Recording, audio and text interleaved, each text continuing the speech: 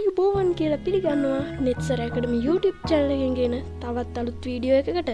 මම අද මේ වීඩියෝ එකෙන් කියන්න හදන්නේ කොහොමද ෆෝල්ඩර් එක ලෝගෝ එක change කරගන්නේ කියලා. මුලින්ම අපිට කරන්න තියෙන්නේ ලෝගෝ එක වෙනස් කරගන්න ඕන ෆෝල්ඩර් එක මත right click කරන්න ඕන. ඊට පස්සේ මෙන්න මෙතන තියෙන properties වලට යන්න.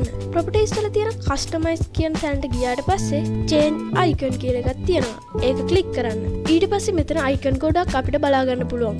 ඒකෙන් Taman කැමති icon එකක් දීලා මෙතන okay කියන එක click කරන්න. ඊට පස්සේ ආයිත් මෙතන okay කියලා එකක් තියෙනවා. ඒකත් click කරන්න. ඊට පස්සේ අපිට බලා ගන්න පුළුවන් මෙන්න මේ විදිහට අපි හදාපු folder එකේ icon එක වෙනස් වෙලා තියෙනවා. ඉතින් ඔයගොල්ලන්ට මම අද ගෙනාපු වීඩියෝ එක හොඳයි කියලා හිතෙනවා නම් channel එක subscribe කරලා මේ වීඩියෝ එකට like එකකුත් දාන්න. තවත් යාළුවෙකුට බලන්න මේ වීඩියෝ එක share කරන්න. තවත් අලුත් වීඩියෝ එකකින් හම්බ වෙනකන් සතුටින් පරිස්සමෙන් ඉන්න.